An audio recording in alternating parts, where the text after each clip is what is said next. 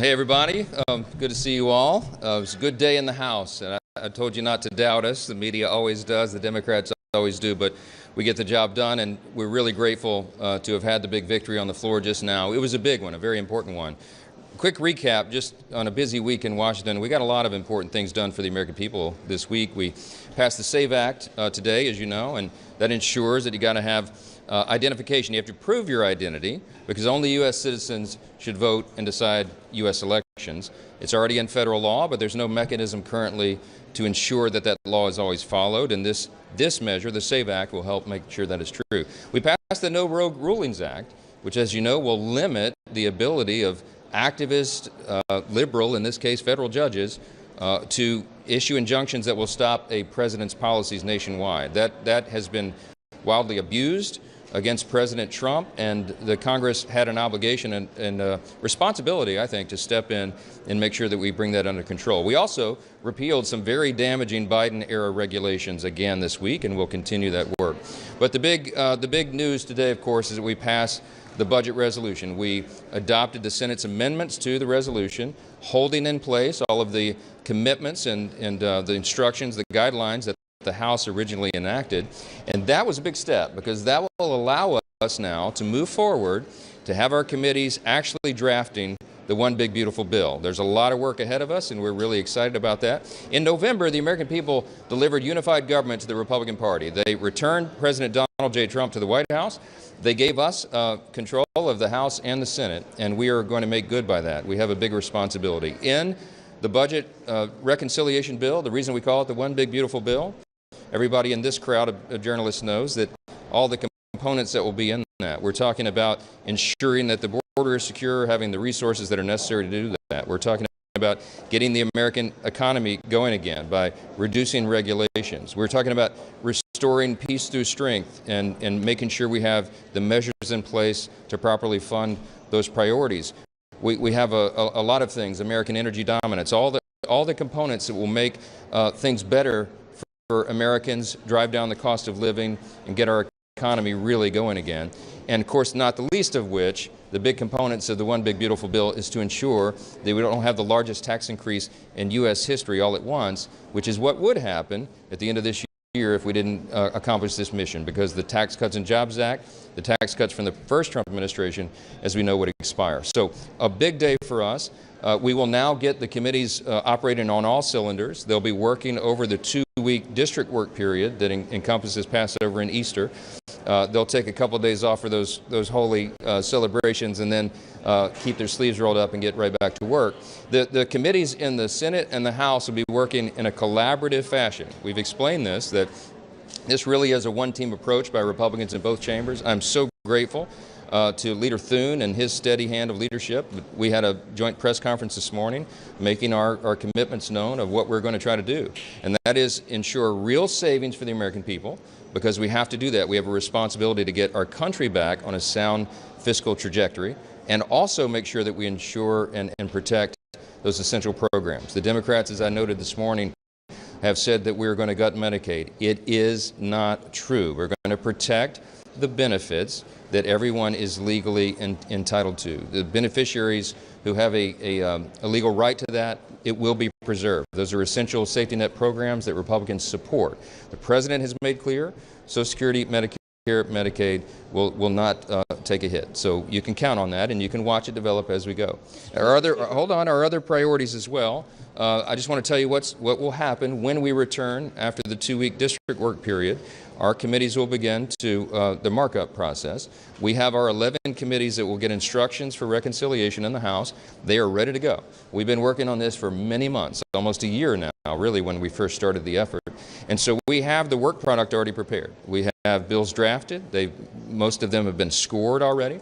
And now we go through the process of marking it up and finding the equilibrium points with everybody so that all those interests are met. We're looking forward to that happening. And I just want to say this. The American people are counting on us. Time is of the essence. We know what's going on around the world. We know that the debt limit cliff is approaching us pretty quickly here. We know that markets have been a little unstable. They want to know that Congress is on the job. And I'm here to tell you that we are. The Article I branch of this government the U.S. House of Representatives and the U.S. Senate are going to do our job, and we are going to provide stability, and we are going to send this message to all of our allies and friends around the world, and to our adversaries as well, that America is back, and the America First agenda will be enacted. President Trump's promises will be fulfilled, and we're really excited that today we took a big step in getting that done. We'll continue to work together. Mr. Speaker, what changed between last night and this morning? What closed the deal? Look, we're in a deliberative body, and we did a lot of work leading up to this moment, of course, for many months. But sometimes there are pressure release valves you have to allow people to do. You know, everybody's human around here. There's lots of different interests. We have 220 people in the Republican conference, and they have a lot of different ideas. They represent a lot of different districts, and sometimes when the pressure gets turned up, people need to release that. So that's what I do. I allow them to do that. We take thoughtful discussion and deliberation. Sometimes we do it out in open. Sometimes we do it in closed meetings. But we had that until late last night. I did more of it this morning. I want to compliment our president, President Trump, who is always engaged with us and available and accessible. He didn't have to call a single member to wrangle anybody on this thing. He allowed me the space to do what I need to do, and we got the votes together, and we reaffirmed our commitments. It's real. We want to find real savings. We have an obligation to do that, but we also have to protect these essential programs. We can and will do both, and you're going to see that in the next few weeks.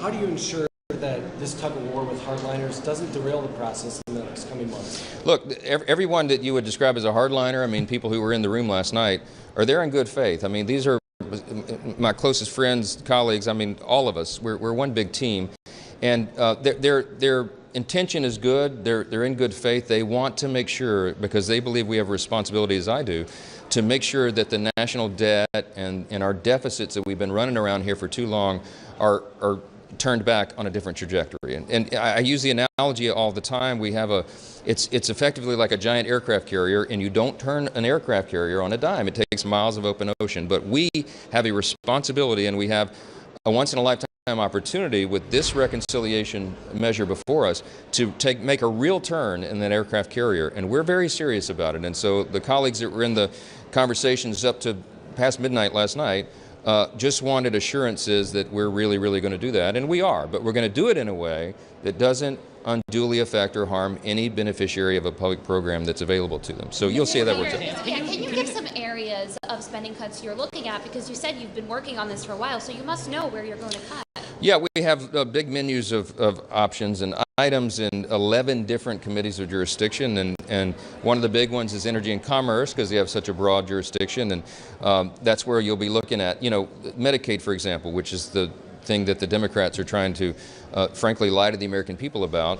No one has talked about cutting one benefit in Medicaid to anyone who's duly owed. What we've talked about is returning work requirements. So, for example, you don't have able-bodied young men on a program that's designed for single mothers and the elderly and disabled. They're draining resources from people who are actually do that. So if you clean that up and shore it up, you save a lot of money, and you return the dignity of work to young men who need to be out working instead of playing video games all day.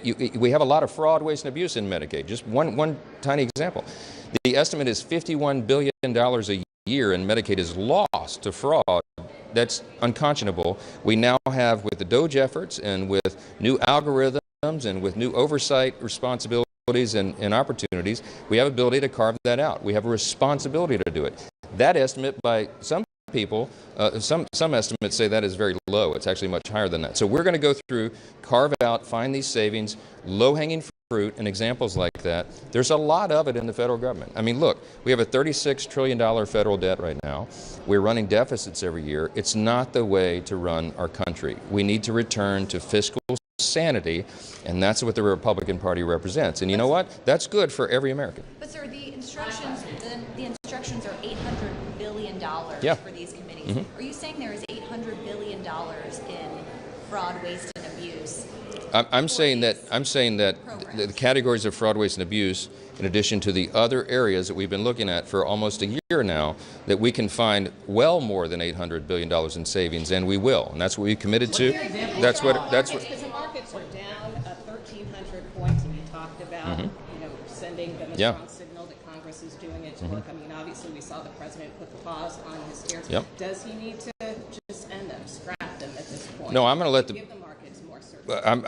I'm delighted to let the president make the decisions on that. I mean, he and I spoke yesterday about the spike in the stock market after the pause, and I think he recognized the moment was right to do it, and that seems to be a great decision. So we're going to let him do that. I'm going to do my job over here, but I do hope and believe that the vote today is a very strong signal to the markets, to investors, job creators, entrepreneurs, the people that make the economy run, that the Congress is going to get us on sound footing, and you can count on that, and you can bet on it.